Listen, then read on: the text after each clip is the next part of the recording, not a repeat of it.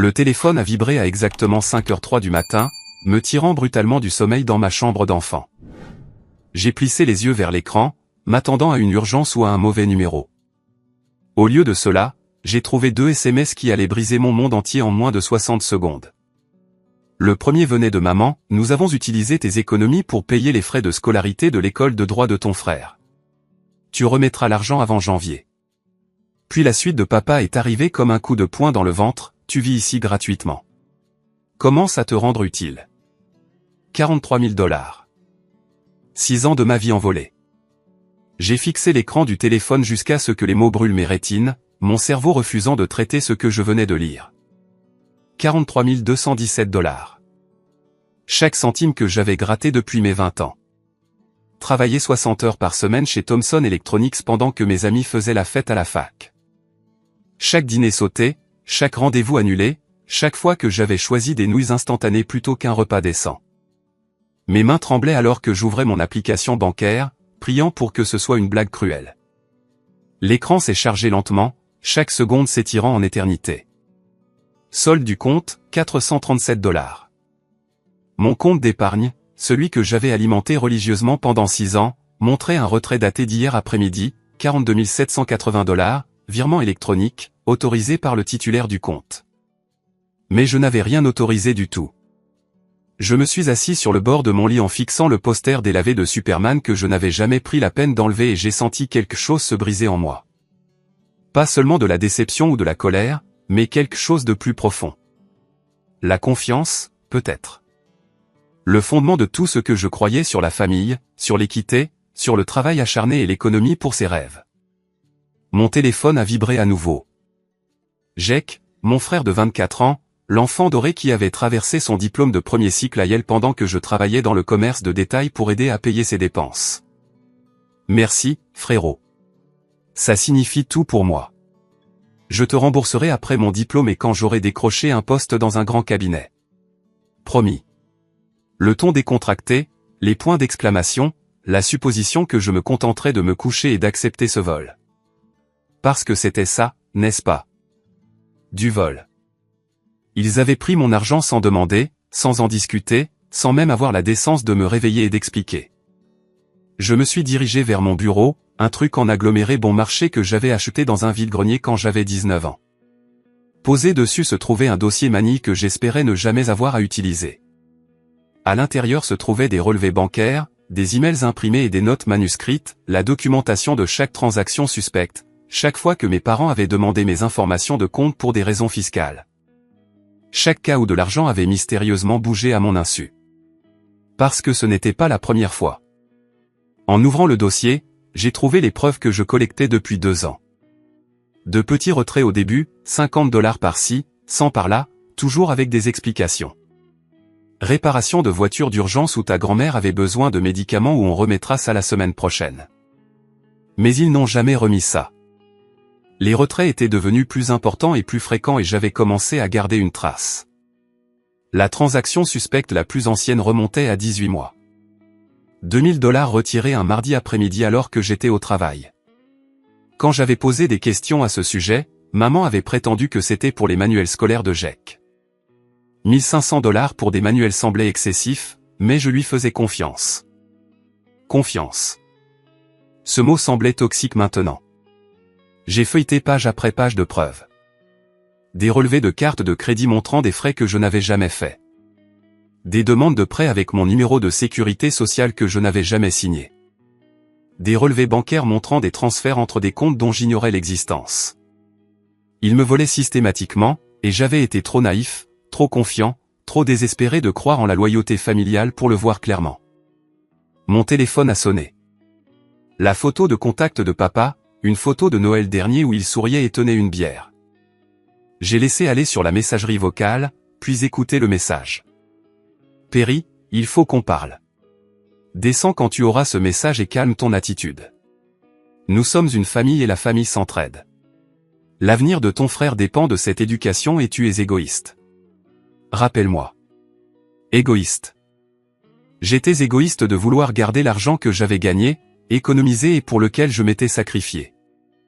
L'avenir de Jake était plus important que le mien parce qu'il était l'intelligent, celui avec du potentiel, celui qui n'avait jamais travaillé un jour dans le commerce de détail ou la restauration. J'avais moi-même prévu de faire des études supérieures, peut-être un MBA ou une maîtrise en informatique.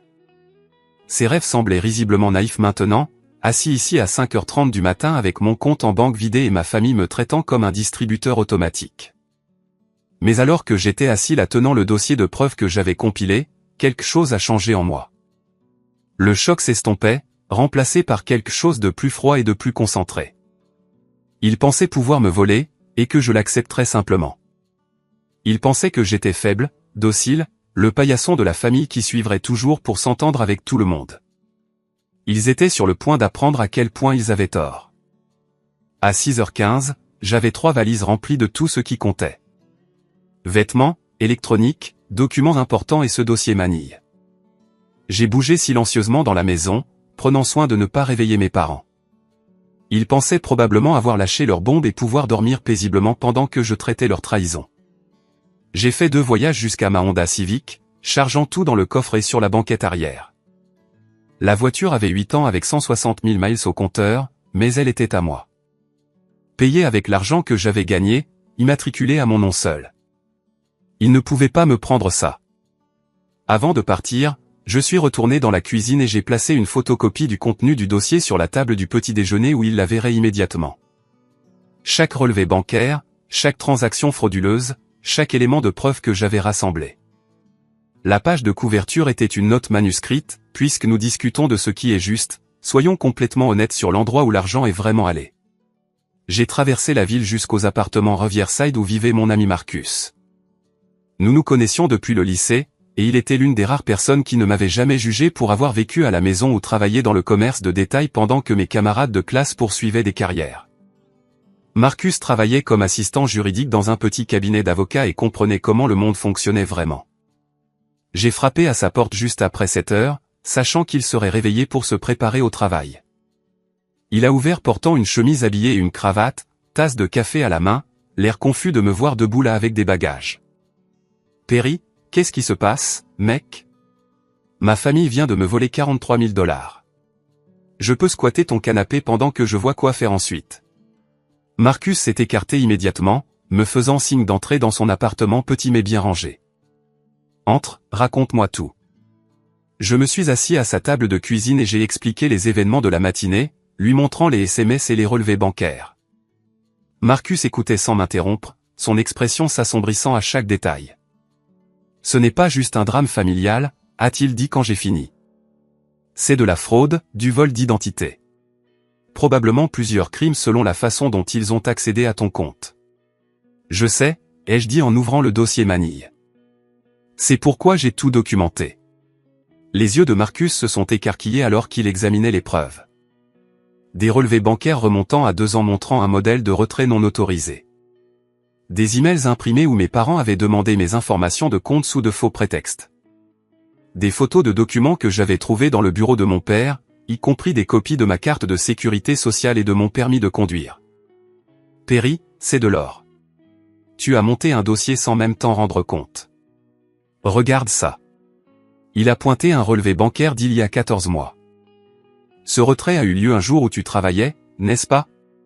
Je m'en souviens parce que tu ne pouvais pas venir à ma fête d'anniversaire.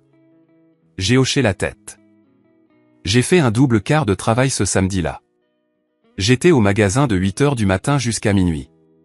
Donc, il n'y a aucune chance que tu aies pu autoriser cela en personne. Et regarde les détails de la transaction. Elle a été traitée dans une agence du centre-ville, nulle part près de ton lieu de travail, mais tes parents vivent à 15 minutes de cette agence. Marcus a sorti son ordinateur portable et a commencé à prendre des notes. Nous devons tout documenter. Heure, date, ton travail, emploi du temps, leurs mouvements. S'ils ont fait ça systématiquement, il y aura une trace écrite qui prouve la préméditation. Mon téléphone a commencé à sonner. La sonnerie de maman, un carillon doux que j'avais choisi parce que je voulais penser à elle comme le parent attentionné et nourrissant. Maintenant, cela sonnait comme une alarme me prévenant d'un danger. J'ai montré l'écran à Marcus. 7e appel au cours de la dernière heure. Ne réponds pas encore. Organisons tout d'abord. Si ça va là où je pense que ça va, Chaque conversation à partir de maintenant doit être documentée. Comme sur un signal, mon téléphone a vibré avec un texto de Jack. Maman flippe à propos de papier que tu as laissé. C'est quoi ton problème? On est une famille. Remplace juste l'argent comme ils ont dit et arrête d'être dramatique.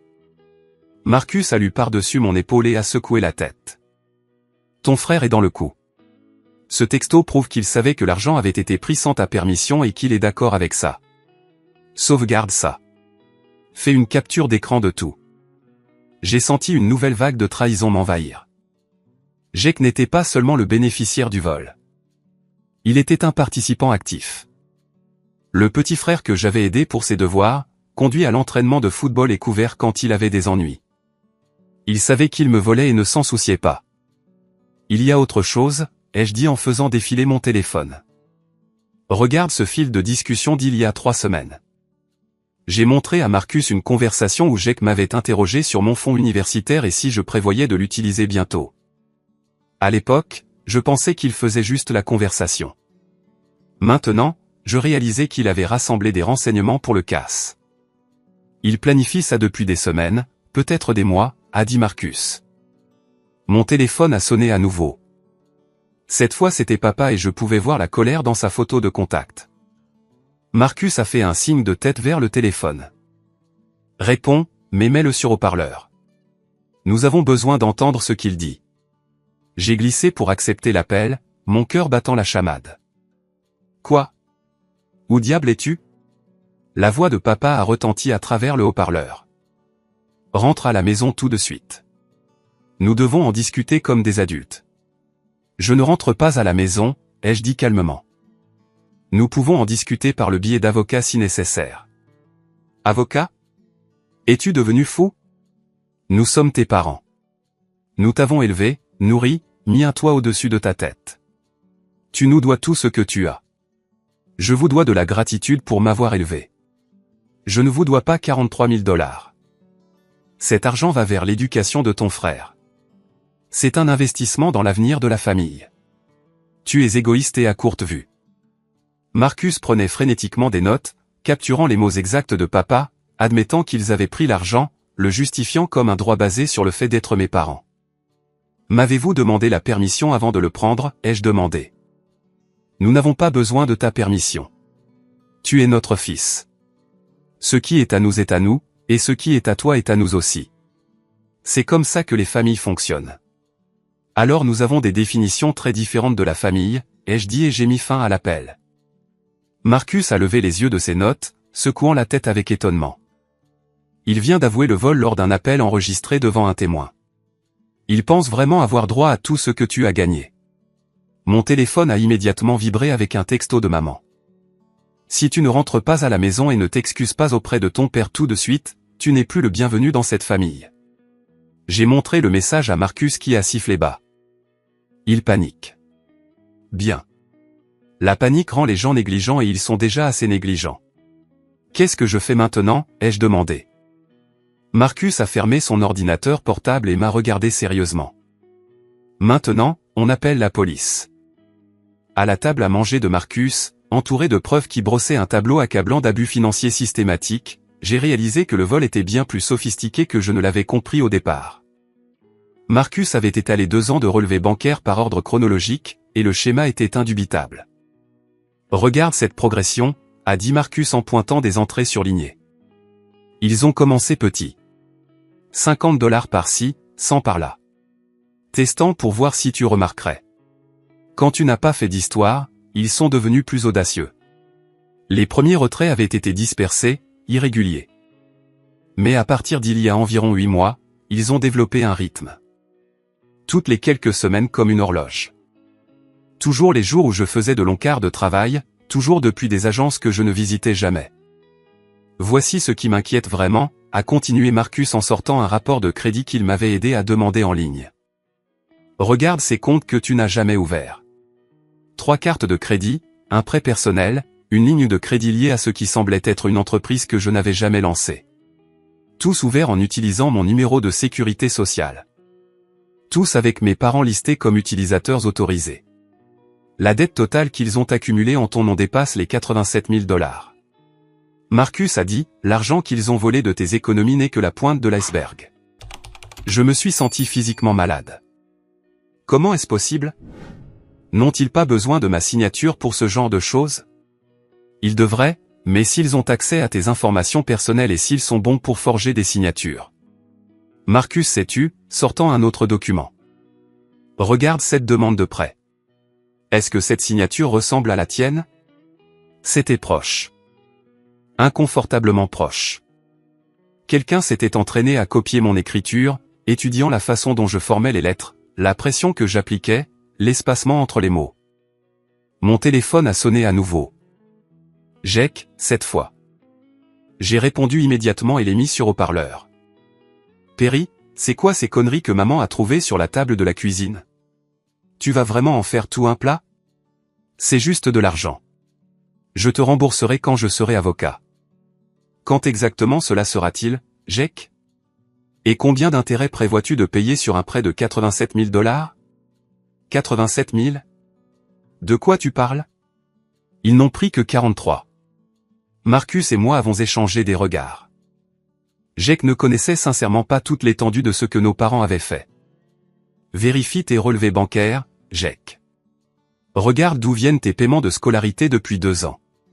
Ce n'était pas juste ce virement unique. Il y eut une longue pause. Je pouvais entendre taper en arrière-plan. Probablement Jake se connectant à son compte étudiant. C'est impossible. Maman a dit qu'ils avaient économisé pour mon éducation. Ils ont économisé en me volant systématiquement pendant 2 ans, ai-je dit, et ils ont utilisé mon identité pour ouvrir des comptes de crédit pour couvrir le reste. Je regarde des prêts que je n'ai jamais signés, des cartes de crédit que je n'ai jamais demandées, une dette qui va détruire ma cote de crédit. Perry, je ne savais pas. Je jure que je ne savais pas que c'était si grave. Je pensais qu'ils avaient juste utilisé ton compte d'épargne pour les frais de scolarité de ce semestre. Mais tu savais qu'ils utilisaient mes économies sans demander. Une autre pause. Ouais, mais ils ont dit que tu avais accepté. Ils ont dit que tu m'aidais comme cadeau de fin d'études. Quand est-ce que j'ai accepté ça, Jake? Quand avons-nous eu cette conversation? Silence à l'autre bout. Jake réalisait qu'on lui avait menti aussi, manipulé pour être complice d'un crime qu'il n'avait pas entièrement compris. Qu'est-ce que tu vas faire? A-t-il demandé doucement. Je vais déposer un rapport de police pour vol d'identité et fraude. Je vais contacter chaque créancier avec qui ils ont ouvert des comptes et contester les frais. Et je vais m'assurer qu'ils fassent face aux conséquences de ce qu'ils ont fait. Perry, ce sont nos parents. Nos parents sont des criminels, Jake. Et si tu as sciemment bénéficié de l'argent qu'ils ont volé, tu pourrais être complice. J'ai mis fin à l'appel et regardé Marcus, qui hochait la tête avec approbation. Bien. Tu les obliges à affronter la réalité. Plus de loyauté familiale les protégeant des conséquences de leurs actes. Mon téléphone s'est immédiatement allumé avec des textos. Maman, comment oses-tu menacer ton propre frère? Papa, tu détruis cette famille pour de l'argent. Jake, s'il te plaît, ne fais pas ça. Réglons ça en privé. Ils veulent régler ça en privé parce qu'ils savent qu'ils sont coupables, a dit Marcus. Si c'était légitime, ils seraient heureux d'impliquer des parties extérieures pour faire la médiation. Le fait qu'ils paniquent à propos de l'implication de la police te dit tout ce que tu as besoin de savoir. Marcus a ouvert le site web du service de police local. Le vol d'identité est un crime fédéral. La fraude bancaire est un crime fédéral. Les montants en dollars impliqués en font une affaire criminelle majeure. Ce ne sont pas de petites erreurs. Ce sont des délits criminels graves. Alors que nous nous préparions à partir pour le poste de police, mon téléphone a sonné une dernière fois. Numéro inconnu. Code régional local. Allô? Est-ce Perry Jameson? Une voix de femme, professionnelle et inconnue. Oui. Qui est à l'appareil? C'est la détective Sarah Chen de l'unité des crimes financiers du comté de Montgomery. Nous avons reçu une plainte concernant un vol d'identité potentiel et une fraude impliquant vos comptes. Seriez-vous disponible pour nous parler cet après-midi? J'ai regardé Marcus, confus. Je n'ai pas encore déposé plainte. Nous allions justement au poste pour le faire. La plainte ne venait pas de vous, monsieur Jameson. Elle venait de votre banque. Lorsque des modèles de vol d'identité à grande échelle sont détectés, les institutions financières sont tenues de les signaler aux forces de l'ordre. Sur la base de l'activité dans vos comptes, cette enquête est en cours depuis plusieurs semaines. Marcus m'a saisi le bras, les yeux écarquillés. Il surveille tes parents, a-t-il chuchoté. Détective Chen, j'ai une documentation complète sur l'activité frauduleuse impliquant mes comptes. Quand pouvons-nous nous rencontrer? Est-ce que 14 h cet après-midi vous conviendrait à vous et monsieur Jameson? Ne contactez aucune des parties impliquées avant que nous ayons parlé. Cette enquête implique plusieurs victimes potentielles, et nous ne voulons pas compromettre notre capacité à rassembler des preuves. Plusieurs victimes. Mes parents ne m'avaient pas seulement volé moi. Ils avaient mené une opération plus large, et je n'étais qu'une cible parmi d'autres. Après avoir raccroché, je me suis assis dans le salon de Marcus en essayant de traiter ce qui se passait. En moins de 12 heures, ma compréhension de ma famille avait été complètement brisée. Non seulement il m'avait volé, mais il faisait apparemment partie d'une opération de crime financier assez importante pour attirer l'attention fédérale. Marcus, et si je n'étais pas le seul membre de la famille qu'ils ont volé? Il a hoché la tête sombrement. C'est probablement exactement ce que la détective va te dire. Tes parents ont probablement fraudé systématiquement plusieurs proches et tu étais juste la plus grosse cible parce que tu avais les économies les plus accessibles. Mon téléphone a vibré avec un autre texto de maman. La police vient de nous appeler. Comment as-tu pu impliquer des étrangers dans les affaires familiales? Nous t'avons mieux élevé que ça. Rentre à la maison immédiatement et nous réglerons ça ensemble. Mais il n'y avait rien à régler. Les dégâts étaient faits, les crimes étaient commis et l'enquête était déjà en cours. Mes parents avaient détruit leur propre famille avec leur avidité et leur sentiment d'avoir droit à tout. Et maintenant, ils faisaient face aux conséquences qu'ils n'avaient jamais pensé voir venir. Le récit de l'enfant doré, la hiérarchie familiale, l'attente que je serais toujours le fils docile qui se sacrifiait pour le bénéfice de tous les autres, tout cela s'effondrait. Et pour la première fois depuis la lecture de ces SMS à 5 h du matin, j'ai ressenti autre chose que de la trahison et de la colère. Je me sentais libre. Le bureau de la détective Chen était situé dans un bâtiment gouvernemental stérile qui sentait le désinfectant et la déception. Elle était plus jeune que je ne l'avais prévu, peut-être au début de la trentaine, avec des yeux perçants qui semblaient cataloguer chaque détail alors qu'elle examinait mon dossier de preuves. Vous avez vu, monsieur Jameson? Je dois dire que c'est l'une des documentations les plus complètes que j'ai vues de la part d'une victime. La plupart des gens ne réalisent pas qu'ils sont systématiquement fraudés avant qu'il ne soit trop tard pour rassembler ce genre de preuves. Je savais que quelque chose n'allait pas, ai-je dit. Je ne savais juste pas à quel point jusqu'à ce matin. La détective Chen a étalé mes relevés bancaires sur son bureau à côté de ce qui semblait être un dossier beaucoup plus épais. Ce dont nous sommes sur le point de discuter ne peut pas quitter cette pièce tant que l'enquête n'est pas terminée. Comprenez-vous? J'ai hoché la tête.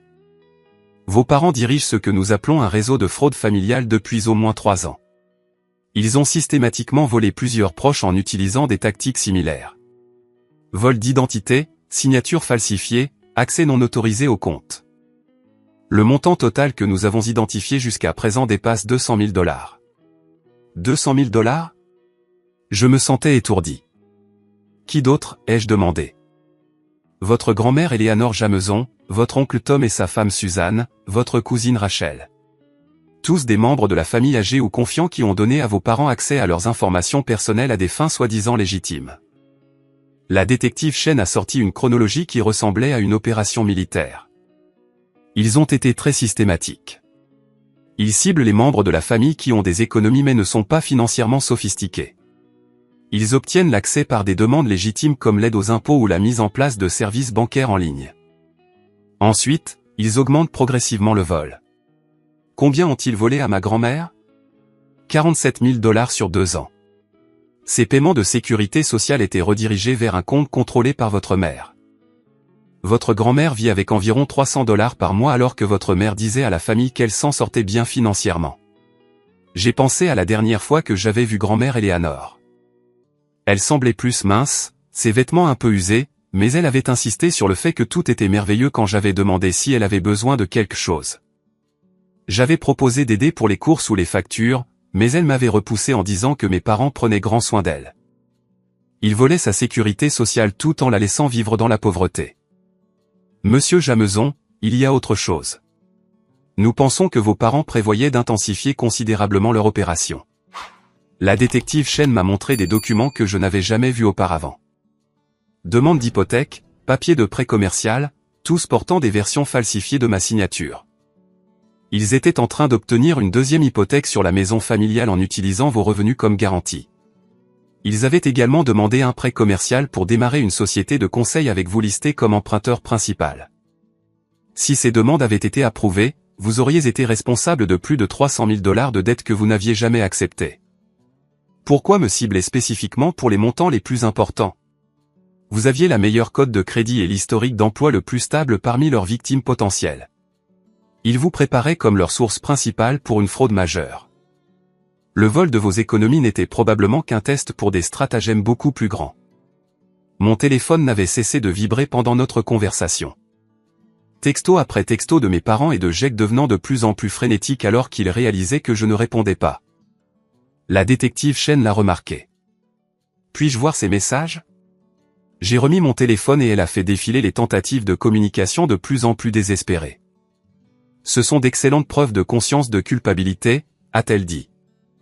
Ils savent qu'ils ont commis des crimes et ils paniquent à l'idée d'être pris. Ce niveau de désespoir signifie souvent qu'ils détruisent des preuves en ce moment même. Que se passe-t-il ensuite? Nous exécutons des mandats de perquisition à leur domicile et dans leur véhicule cet après-midi. Nous saisirons tous les documents financiers, ordinateurs et téléphones. Sur la base des preuves que vous avez fournies et de ce que nous avons déjà rassemblé, nous prévoyons de déposer des accusations fédérales dans la semaine. Accusations fédérales? Fraude électronique, fraude postale, vol d'identité, complot en vue de commettre une fraude.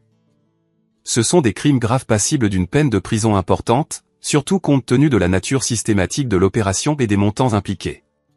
Comme invoqué par notre conversation, mon téléphone a sonné. Le numéro de papa. Répondez, a dit la détective Chen. Mais mettez-le sur haut-parleur. Je veux entendre ce qu'il dit. J'ai accepté l'appel avec des mains tremblantes. Perry, fils, nous devons arranger ça. Rentre à la maison tout de suite. Ta mère fait une dépression à cause de ce malentendu. Ce n'est pas un malentendu, papa. C'est du vol systématique. Ne sois pas dramatique. Nous avons emprunté de l'argent pour aider ton frère à réussir. La famille est de la famille. Tu le récupéreras quand Jake commencera à gagner un salaire d'avocat. Et les cartes de crédit que vous avez ouvertes à mon nom? Et les prêts que vous avez demandés en utilisant mes informations? Une longue pause. Je ne sais pas de quoi tu parles. Le prêt commercial de 200 000 $. La demande de deuxième hypothèque, tout signé avec ma signature falsifiée. Perry, tu es confus. Tu as toujours été du genre anxieux à imaginer des problèmes qui n'existent pas. Rentre à la maison et nous allons éclaircir ça. La détective Chen prenait des notes, enregistrant tout.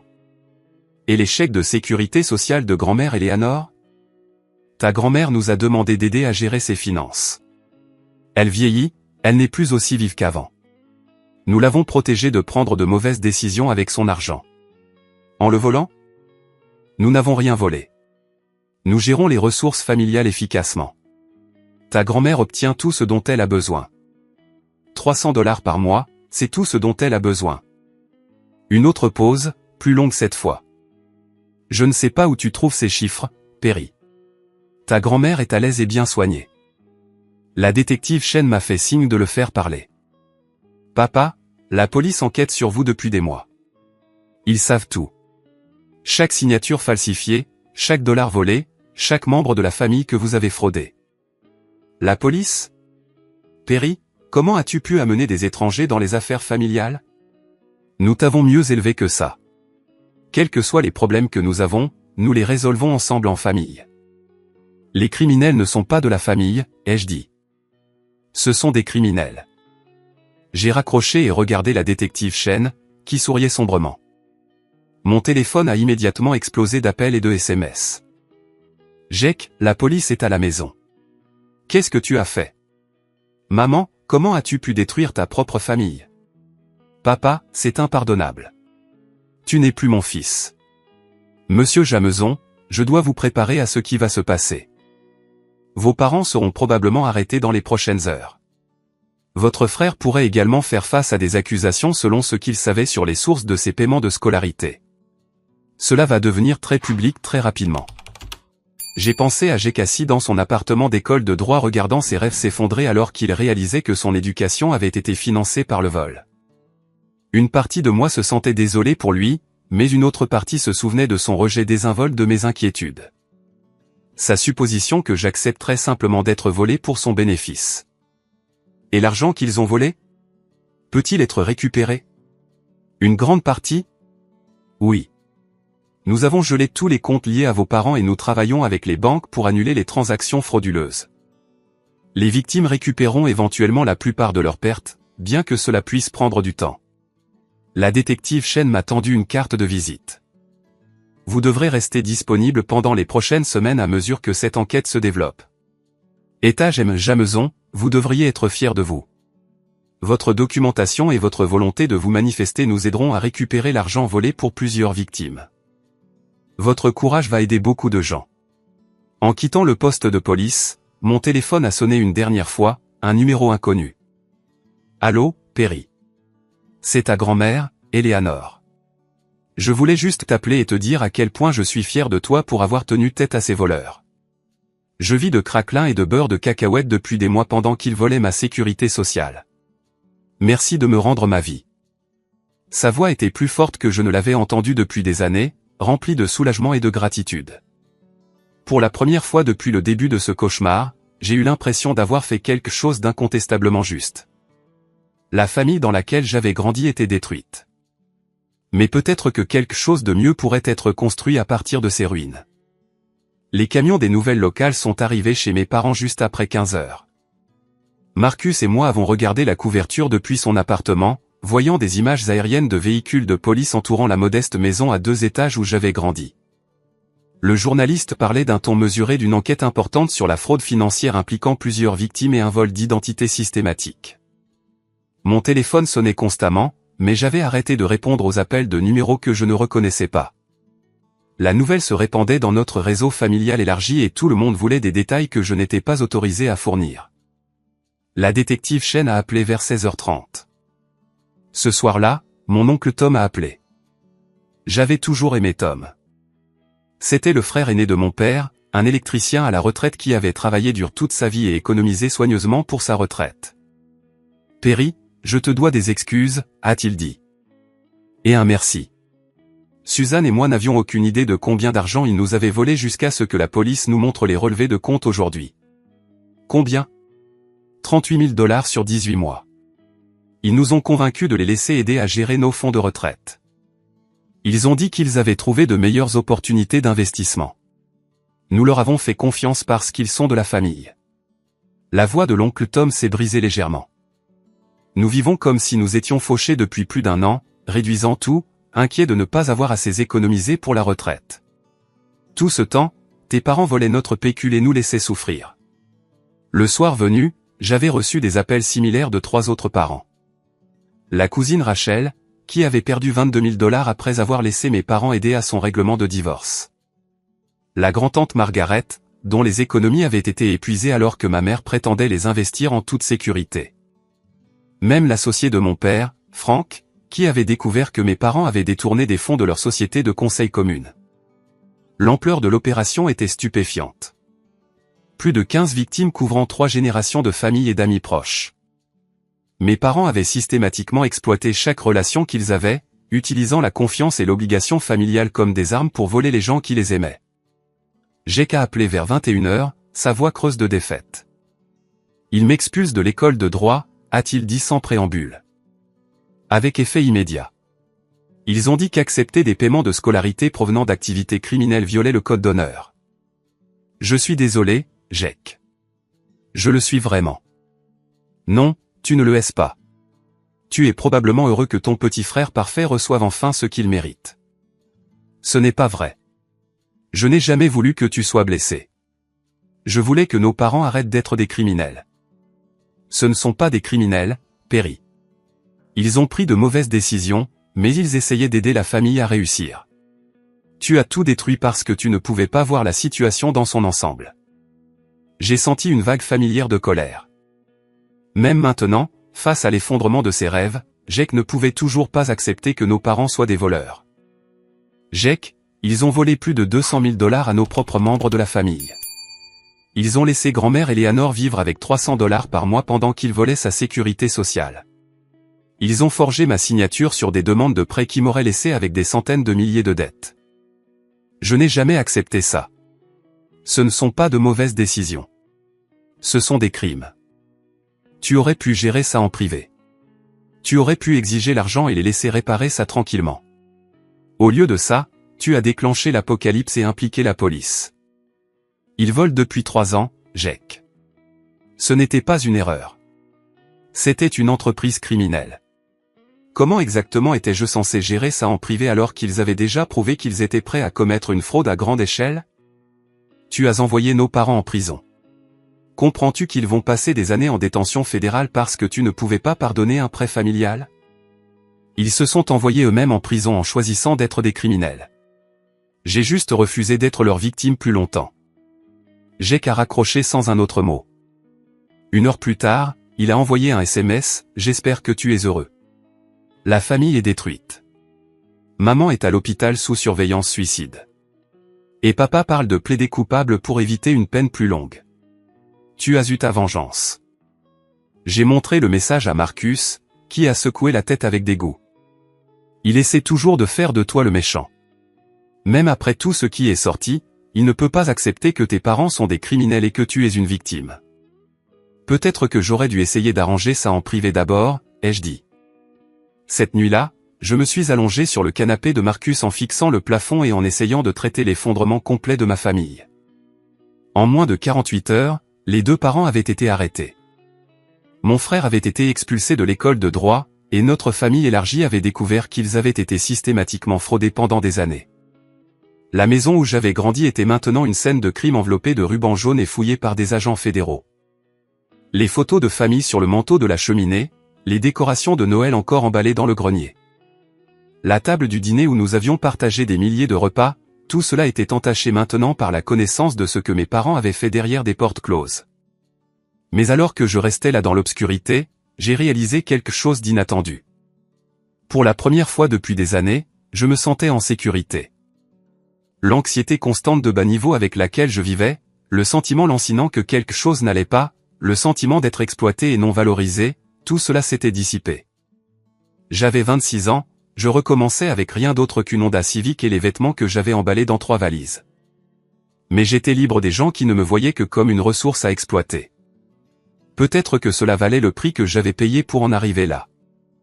6 mois plus tard, j'étais assis dans une salle d'audience fédérale regardant mes parents accepter une négociation de peine qui les enverrait en prison pour 4 et 6 ans, respectivement. Maman a eu la peine la plus courte en échange de sa coopération avec les enquêteurs et de son aide pour récupérer les actifs volés cachés dans divers comptes. Papa, qui avait été l'architecte principal du stratagème, purgerait le terme le plus long.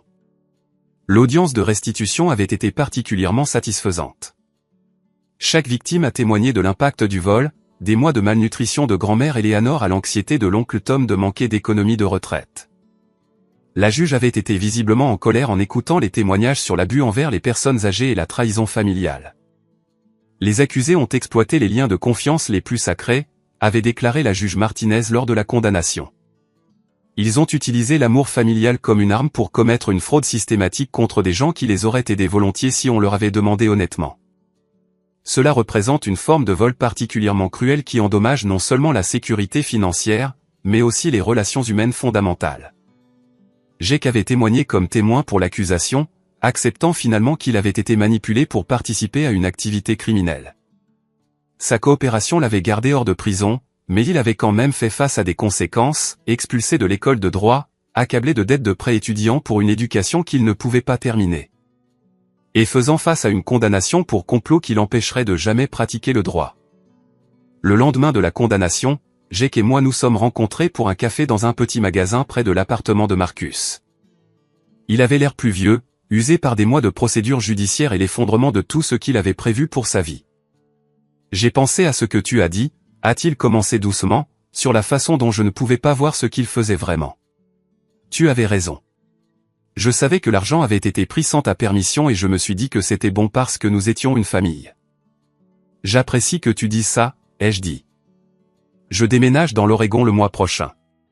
L'oncle Tom m'a offert un emploi dans son entreprise d'électricité. Ce n'est pas ce que j'avais prévu pour ma vie, mais c'est un travail honnête, et j'ai besoin de recommencer quelque part qui ne me rappelle pas tout ça. Jake m'a regardé avec une expression que je n'avais jamais vue auparavant. Un remords sincère dépouillé du sentiment d'avoir droit à tout et du mépris désinvolte qui avait caractérisé notre relation pendant des années. Perry, je sais que je ne mérite pas le pardon, mais je veux que tu saches que je comprends maintenant. Tu n'as pas détruit notre famille. Tu as exposé ce que nos parents avaient déjà détruit. Je suis désolé que ça m'ait pris si longtemps pour voir ça. C'était la première véritable excuse que j'avais jamais reçue de mon frère, et cela signifiait plus que je ne l'avais prévu. La récupération financière avait dépassé les attentes. Entre les comptes gelés, les actifs saisis et les biens liquidés, les victimes avaient récupéré près de 90% de leur argent volé. J'avais récupéré 41 000 $. L'oncle Tom avait récupéré 36 000 $. Et les paiements de sécurité sociale de grand-mère Eleanor avaient été restaurés avec des arriérés couvrant toute la période où ils avaient été volés. Mais la véritable transformation de ma vie était venue d'une source inattendue. Au cours de l'enquête, j'avais rencontré plusieurs autres victimes de fraude qui n'étaient pas liées à ma famille, des gens qui avaient été arnaqués par des opérations sophistiquées. Des personnes âgées qui avaient perdu leurs économies au profit de criminels exploitant leur confiance et leur isolement. J'avais commencé à faire du bénévolat auprès d'une organisation à but non lucratif qui aidait les victimes de crimes financiers à naviguer dans le processus de récupération. Mon expérience de la documentation de la fraude et du travail avec les forces de l'ordre m'avait rendu exceptionnellement efficace pour aider d'autres personnes à rassembler des preuves et à demander justice. En 4 mois, l'organisation à but non lucratif m'avait offert un poste à temps plein en tant que défenseur des victimes. Le travail payait bien, semblait significatif et utilisait les compétences que j'avais développées à travers ma propre expérience traumatisante pour aider d'autres personnes à reconstruire leur vie. J'avais aussi déménagé de l'appartement de Marcus pour une petite maison que je louais avec une option d'achat. Ce n'était pas grand-chose, un bungalow de 2 chambres construit dans les années 1970, mais c'était à moi. Personne ne pouvait me l'enlever. Personne ne pouvait me voler pendant que je dormais, et personne ne pouvait revendiquer la propriété de mes revenus ou de mes économies. Grand-mère Eleanor était devenue un élément régulier de ma nouvelle vie. Une fois ses finances rétablies, elle avait quitté la résidence pour personnes âgées où mes parents l'avaient entreposée pour un bel appartement plus proche du centre-ville.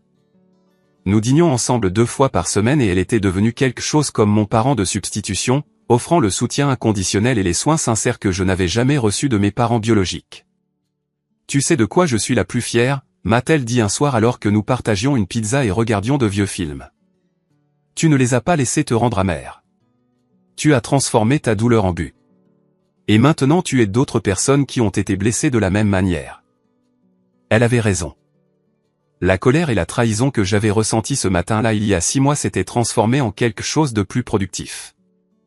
Chaque victime que j'aidais à récupérer de l'argent volé, chaque criminel que j'aidais à mettre en prison, chaque famille que j'aidais à reconstruire après un abus financier, tout cela ressemblait à de la justice, pas seulement pour moi, mais pour tous ceux qui avaient déjà été exploités par des gens censés les aimer. Mes parents avaient écrit des lettres de prison demandant pardon et demandant des visites. Je les avais lues, mais je n'avais pas répondu. Peut-être qu'un jour je serais prêt pour cette conversation, mais pas encore. Ils devaient purger leur peine, faire l'expérience de conséquences réelles pour leurs actions et démontrer un changement sincère avant que j'envisage de reconstruire une quelconque relation. Pour l'instant, je me concentrais sur la construction d'une nouvelle vie basée sur l'honnêteté, le respect et un véritable soutien mutuel. La famille dans laquelle j'étais né avait été bâtie sur l'exploitation et la manipulation. La famille que je choisissais de créer serait différente.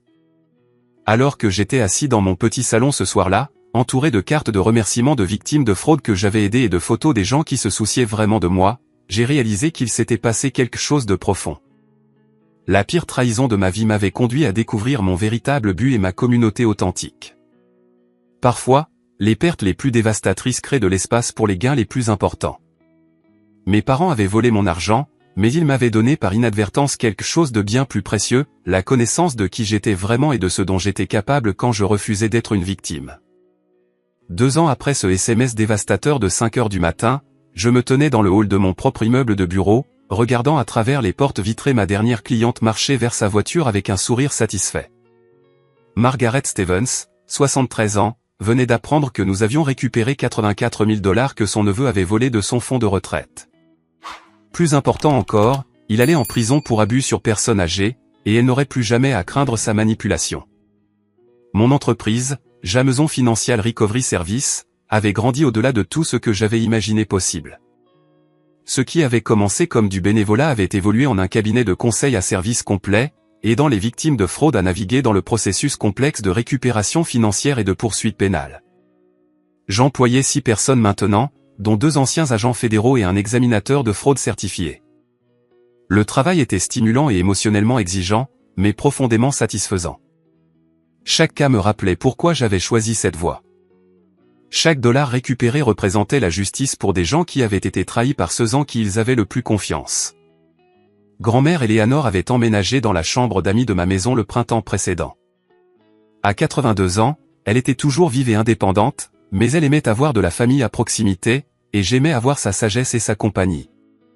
Elle était devenue ma conseillère la plus proche, tant personnellement que professionnellement, offrant des perspectives qui ne venaient que de 8 décennies passées à regarder les gens naviguer dans les complexités de la vie.